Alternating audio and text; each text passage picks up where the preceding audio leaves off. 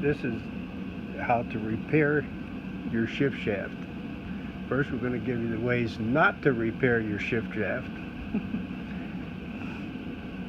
When the splines get worn off, you don't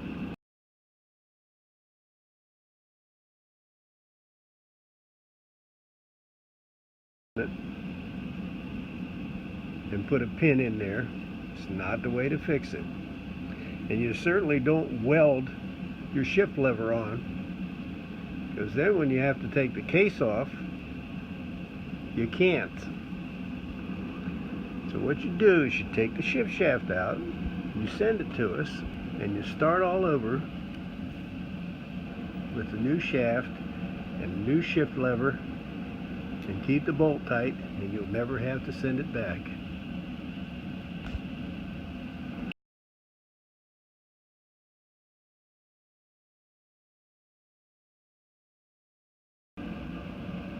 Okay, so this is really a how not to.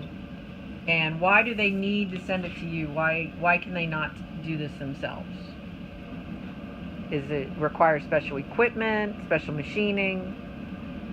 It requires all that. Okay. First, you need to make sure you get the piece on straight. Okay.